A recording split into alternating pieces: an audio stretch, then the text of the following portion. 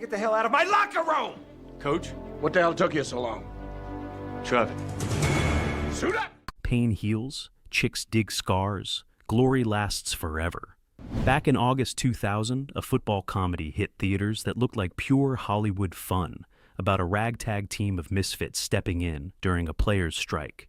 But behind those uniforms and that underdog story, the replacements had production secrets, casting drama, and real-life connections that were crazier than anything in the script. The movie follows Shane Falco, a failed quarterback cleaning boat holes in obscurity who gets one more shot when professional players walk off the field.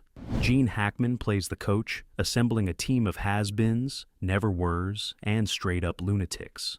Critics absolutely hated it with a 41% Rotten Tomatoes score, but audiences gave it an A- and turned it into a cult classic. Welcome to The Replacements. Nigel, you all right? I'm sorry. I had the money, but I fished it all the way down the track again. What? The movie where Keanu Reeves trained so hard the Baltimore Ravens joked about signing him, Gene Hackman almost refused to play another sports coach, and the NFL refused to touch the project because it hit too close to home. Today we're counting down 15 weird facts about a film that barely broke even, but became the go-to comfort watch for anyone who's ever felt like an underdog.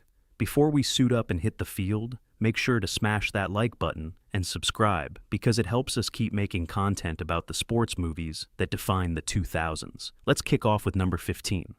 Number 15, Keanu Reeves gained 23 pounds and trained like he was joining the NFL. Keanu Reeves showed up to play Shane Falco, already famous for The Matrix, but looking nothing like a quarterback. He was lean, almost skinny, built for dodging bullets in slow motion rather than taking hits from 300-pound linebackers. The filmmakers knew they had a problem, so Reeves spent 3 months transforming himself physically. He gained 23 pounds of muscle through intense weight training and a controlled diet, probably supervised by nutritionists, who made sure every pound landed in the right places. Going from Neo to NFL quarterback meant adding bulk without losing mobility. What's it gonna be, Shane? I want the ball. Winners always do. But the physical transformation was only part of it. The production hired Alan Graff and Mark Ellis, the same football coordinators who'd worked on Any Given Sunday, to run an actual training camp. For 3 weeks before filming started, Reeves trained like he was trying to make a real roster. He worked with former NFL quarterbacks and college coaches who taught him everything: how to take snaps under center, how to execute 3-step and 5-step dropbacks, how to read defenses, how to hold the ball for field goals. Reeves probably felt like he was back in high school 2-a-days. The dedication went beyond mechanics. Reeves studied film of John Elway to understand how elite quarterbacks carry themselves, how they move in the pocket, how they command huddles. He wanted Shane Falco to look like someone who'd actually played at Ohio State, not an actor faking it. During practice, Reeves took real hits from the stunt performers and football players cast in the film. He even sustained a stinger injury, nerve compression in his neck and shoulder, that causes temporary paralysis and intense pain. That's terrifying for anyone, but especially for Reeves, who'd had neck fusion surgery years earlier. Number 14. The movie was based on the 1987 NFL strike that almost destroyed a season. In 1987, NFL players walked off the field demanding better pay and free agency rights. The strike hit during week 3 of the season, and suddenly the league faced a catastrophic problem. No players meant no games meant no TV revenue, and no TV revenue meant hundreds of millions of dollars disappearing. Team owners panicked. They'd invested too much in stadiums, broadcast deals, and sponsorships to just cancel the season. So they made a controversial decision. They'd finish the season using replacement players, guys who'd never made NFL rosters, semi-pro players, has-beens, and anyone willing to cross picket lines. For 3 weeks in October 1987, these temporary teams played actual NFL games. The quality was terrible compared to the pros, but it kept the season alive. Fans were divided. Some showed up to support their teams regardless. Darryl Brand, he stands in front of the bus. He takes his fist and he breaks the window of the bus. Oh, you got it. Others stayed home in protest. The Washington Redskins got hit hardest by the strike because almost their entire roster walked out. But their replacement team did something remarkable. They won all 3 games without a single regular player. When the strike ended and the pros returned, that momentum carried the Redskins all the way to Super Bowl 22, where they demolished the Denver Broncos 42-10. The replacements took that wild true story and fictionalized it just enough to avoid lawsuits. The movie's Washington Sentinels mirror the real Redskins, and the quarterback controversy between Shane Falco and Eddie Martell parallels the real post-strike tension between Doug Williams and Jay Schroeder. Gene Hackman later narrated the NFL Network's America's Game episode about that 1987 Redskins team, probably finding it surreal to narrate the documentary about the real events his fictional movie was based on. Number 13. Gene Hackman almost refused to play another sports coach after Hoosiers. When filmmakers approached Gene Hackman to play Coach Jimmy McGinty, he was already a 2-time Academy Award winner who could be selective about projects. His first instinct was to say no, and he probably would have if they'd asked him in person so he could see their disappointed faces. The problem was the Hoosiers. Hackman had played Coach Norman Dale in the 1986 Basketball Classic, delivering one of cinema's most iconic sports coaching performances. That role defined how audiences saw him: tough but caring, demanding but inspirational, a man who believed in second chances. Taking another coaching role felt like retreading the same ground. Hackman didn't want to become typecast as the sports coach guy, especially when he'd built a career playing complex dramatic characters in films like The French Connection and Unforgiven. Playing McGinty seemed like lazy casting. The filmmakers persisted, probably calling his agent repeatedly until they got another meeting. Why are you here, Coach? I'm back with the Sentinels. I want you to quarterback them. I found the best guards available to protect you, and a wide receiver even you couldn't overthrow. They pitched McGinty as fundamentally different from Norman Dale, calmer, more philosophical, someone who coached through wisdom rather than intensity. Where Dale screamed and demanded perfection, McGinty would be quiet and supportive. That distinction intrigued Hackman enough to read the script more carefully. He saw that McGinty wasn't about winning championships or proving himself. McGinty was about giving discarded players one more chance to prove they belonged, and that resonated with Hackman's sense of the underdog. Hackman agreed to do it, but he brought his own interpretation that made the character unique. He played McGinty completely straight, treating the comedy around him as real drama, which made the humor work even better. Number 12. Real NFL and college football players were cast as replacement players. The filmmakers faced a fundamental problem. How do you make football scenes look real when most actors have never played the sport? Hiring stunt coordinators helps, but audiences can tell when someone doesn't know how to run a route or shed a block properly. So director Howard Deutsch and the producers made an unusual decision. They'd cast actual football players in key roles and fill out the rosters with athletes who understood the game. This wasn't just hiring a consultant. This was putting real players on camera. Jim McMahon, the legendary Chicago Bears quarterback who'd won Super Bowl 20, came aboard as the football consultant. McMahon spent weeks teaching Keanu Reeves and the other actors how real quarterbacks think, how they read defenses, how they communicate in the huddle. Reeves probably hung on every word like a rookie learning from a veteran. But McMahon wasn't the only real player involved. Many of the actors filling out the Sentinels roster and the opposing teams had played college or semi-pro football. They knew how to execute blocks, how to tackle properly, and how to run timing routes that looked authentic.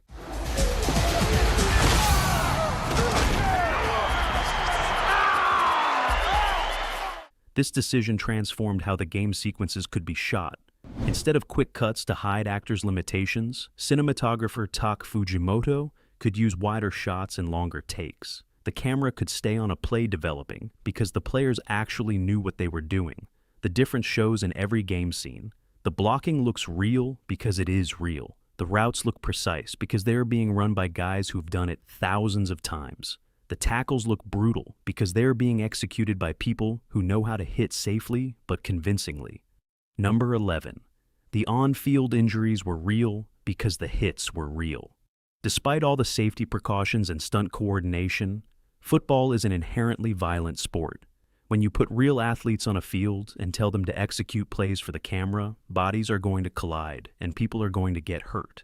The stunt coordinators designed every play carefully, using hidden pads under uniforms and strategic camera angles to maximize visual impact while minimizing actual danger.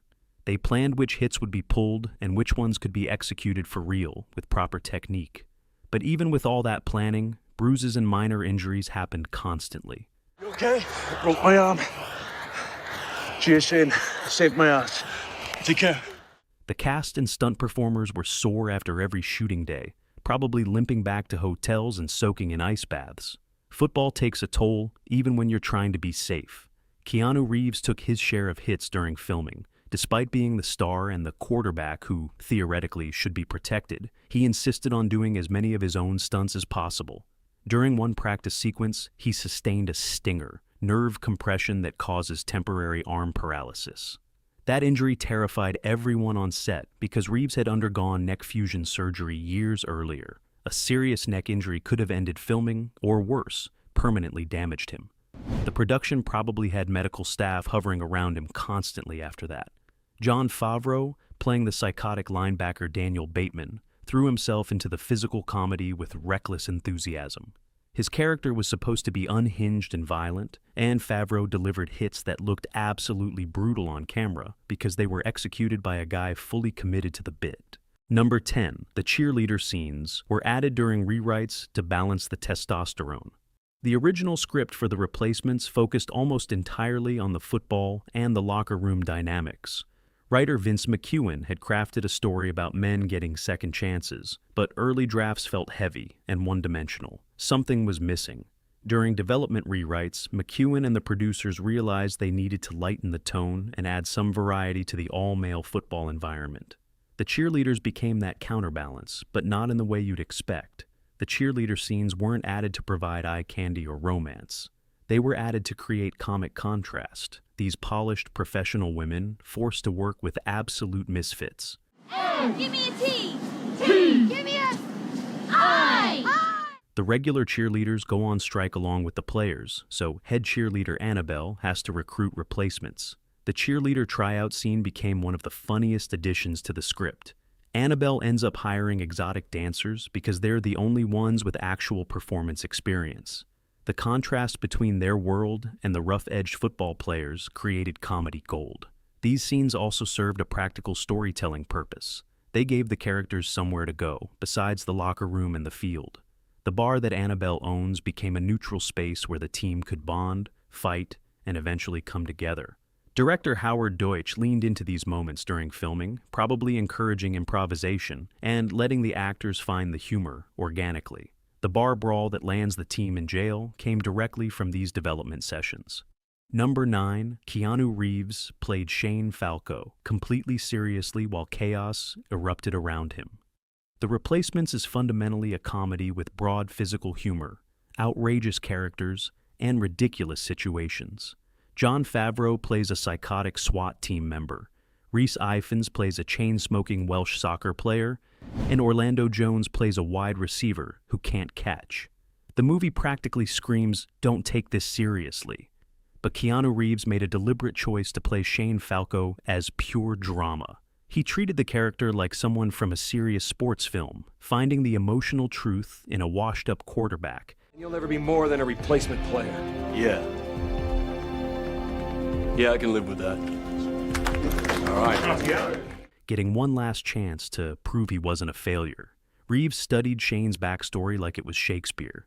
This guy choked in the Sugar Bowl at Ohio State, earned the nickname Footsteps because he scrambled too early, washed out of the pros after one season, and now scrapes barnacles off boats for minimum wage. That's crushing failure and public humiliation that never goes away. So, Reeves played every scene grounded in that pain. When Shane talks about his failed career, Reeves makes you feel the weight of living with that mistake every day. When Shane hesitates during games, you see the psychological damage from getting destroyed by that Sugar Bowl defense. The choice created perfect balance. The supporting characters brought the comedy, but Reeves anchored the film emotionally. Audiences could laugh at the chaos while still caring whether Shane found redemption.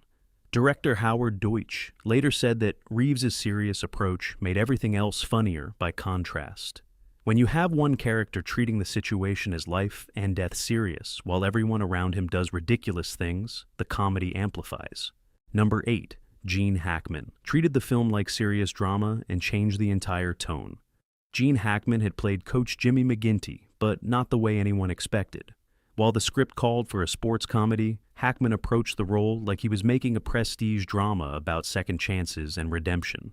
He was dead serious from the first day of filming. Hackman carried himself on set like an actual NFL coach. He spoke to the actors playing his team with genuine authority and discipline. When he delivered motivational speeches, he wasn't winking at the audience or playing for laughs. He meant every word. This wasn't an accident or just Hackman's default acting style. He made a calculated, creative decision that the movie would work better if at least one person believed in the premise completely. If McGinty treated these replacement players like they mattered, the audience would too. The choice influenced everyone around him. When Gene Hackman is taking something seriously, Nice pop, Danny. Thanks, Coach. In practice, we don't hit the fellows with the red shirts on. you don't half-ass your performance. The other actors raise their games to match his commitment, even while playing ridiculous characters. Hackman's scenes with Keanu Reeves crackle with real emotion because both actors played their relationship completely straight. When McGinty tells Shane that winners want the ball when the game's on the line, Hackman delivers it like a real coach, challenging a player he believes in. The contrast between Hackman's severity and the chaos surrounding him created unintentional comedy. When Jon Favreau's character does something psychotic and Hackman reacts with genuine coach-like disapproval, it's funnier than if Hackman had played it for laughs. Number 7. Football scenes were shot at the Baltimore Ravens' brand new stadium. To make the replacements look like actual professional football, the production needed access to a real NFL stadium, not a college field or a minor league park. They needed the genuine article with real locker rooms, professional lighting, and that massive scale that separates the NFL from everything else. PSINet Stadium in Baltimore, home of the Baltimore Ravens, had opened just 2 years earlier in 1998. It was state-of-the-art, and the Ravens organization agreed to let the production film there during the off-season. The stadium appears in the movie as the home of the fictional Washington Sentinels. Filming in that environment transformed the production's possibilities.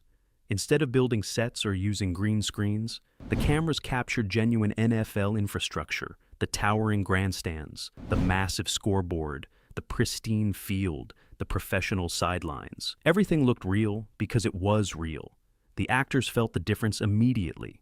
Keanu Reeves later said that stepping onto that field under the stadium lights made him feel like he was actually leading an NFL team. I want you to get used to setting up on the run. Move fast, think even faster. You'll live a lot longer. Very interested in that. Huddle up! The scale and atmosphere elevated everyone's performance by making the stakes feel genuine. Cinematographer Tak Fujimoto used the stadium brilliantly, shooting wide aerial shots that showed the full scope of the venue, dramatic angles that mimicked NFL broadcasts, and intimate field-level perspectives that put audiences in the action. The footage looked professional because they were using professional facilities. The production also brought in thousands of local Baltimore fans as paid extras to fill sections of the stadium. Between takes, crew members would move these groups around to different sections, and editors later reused shots from multiple angles to make the crowds look even bigger. Number 6, the play-calling terminology was researched with real NFL coaches. Early in development, the filmmakers realized that football jargon could make or break the movie's credibility. If the play-calling sounded fake, football fans would check out immediately. But if it sounded authentic, it would sell the entire premise. So, they brought in Jim McMahon and other NFL consultants to teach the cast genuine quarterback terminology. McMahon explained how real play calls work, the combinations of numbers, colors, and code words that Shotgun, DC right, flip 90, dig, on the center, ready? in this language like he was actually joining an NFL team. He practiced calling plays in the huddle until the rhythm became natural, understanding which words meant which routes and blocking schemes. The terminology had to roll off his tongue like he'd been saying it for years. The consultants also taught Reeves and the other actors about audibles, how quarterbacks change plays at the line of scrimmage based on what they see in the defense. That's advanced football knowledge that most people never think about, but it's crucial for selling authenticity. Director Howard Deutsch insisted on this attention to detail because the movie was inspired by the real 1987 Redskins replacement team. If they were going to tell a story based on actual events, the football had to feel legitimate rather than Hollywoodified. During filming, real football players on set would correct actors if they used wrong terminology or ran routes incorrectly. That peer pressure from actual athletes kept everyone honest and made the final product more authentic. Number 5. The game sequences were edited like action movies instead of sports films. When editor Bud Smith sat down with the football footage, he made an unconventional choice. He'd cut the games like they were action sequences from a thriller rather than sports scenes from a comedy. Quick cuts, dynamic angles, visceral impacts, instead of letting plays develop in wide shots like real football broadcasts.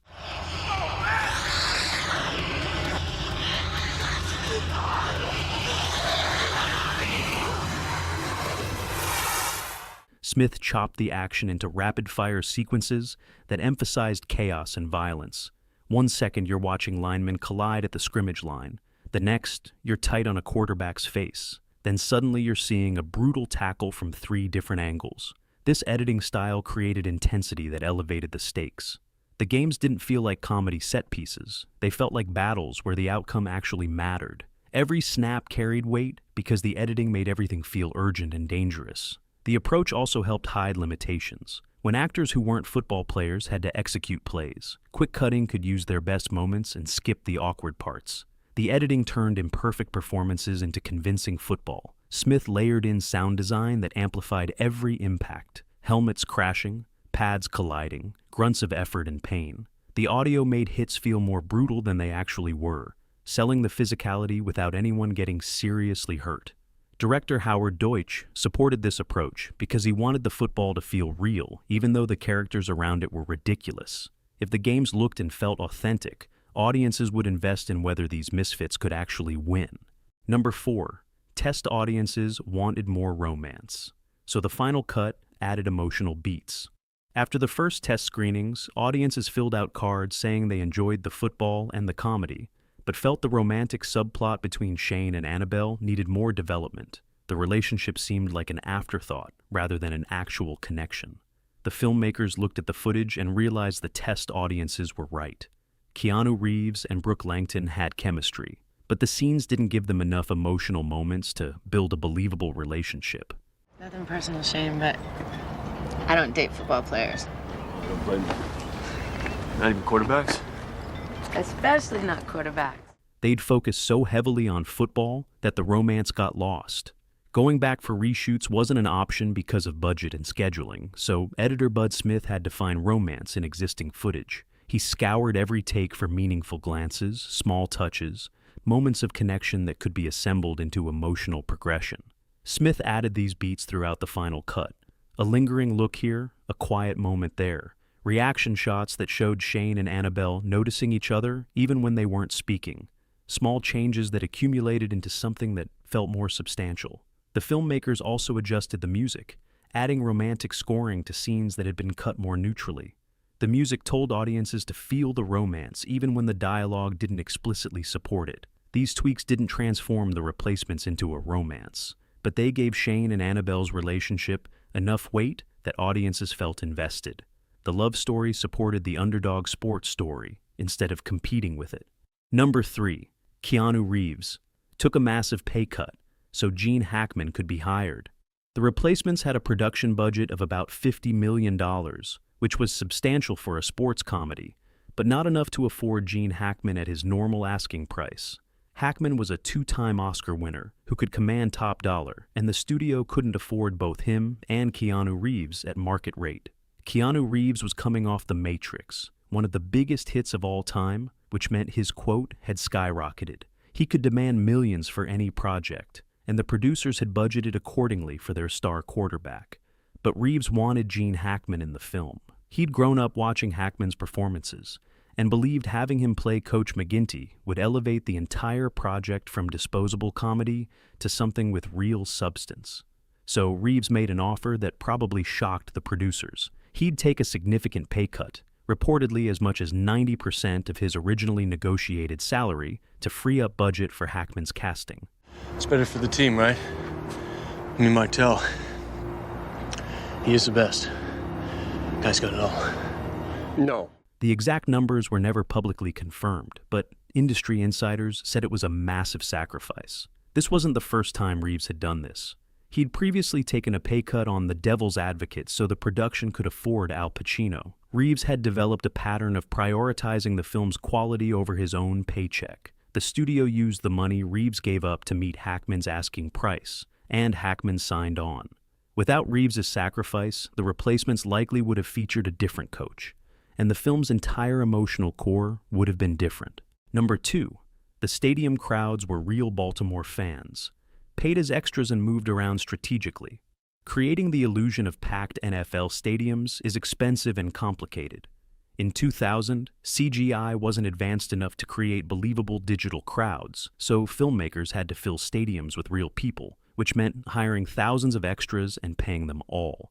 The production brought in local Baltimore fans and paid them to fill specific sections of PSI Net Stadium. These weren't professional extras. They were regular football fans excited to be part of a movie and willing to sit in stadium seats for hours between takes. But hiring enough people to fill a 70,000-seat stadium was financially impossible. So the production got creative with strategic placement and camera angles. They'd fill the sections visible in each shot, making sure the cameras never revealed empty sections. Between takes, crew members would move groups of extras to different locations in the stadium. Come on, Shane!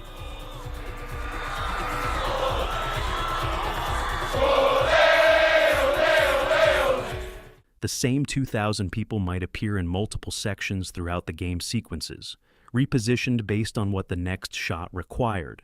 In post-production, editors reuse crowd footage from multiple angles to enhance the illusion. A shot of fans cheering from one angle could be combined with the same fans from a different angle, making it look like twice as many people. The extras got into it, cheering and reacting to the stage plays like they were watching real NFL games. Director Howard Deutsch encouraged genuine reactions rather than asking for specific performances, which made the crowd energy feel authentic. Number 1, the NFL refused to support the movie because it hit too close to home. When the producers approached the NFL about officially licensing the league's name, teams, and logos for The Replacements, they expected cooperation. After all, the movie celebrated football and would provide free publicity for the sport. How could the league say no? The NFL said no immediately and definitively. They wanted nothing to do with the project, and they refused to explain why publicly.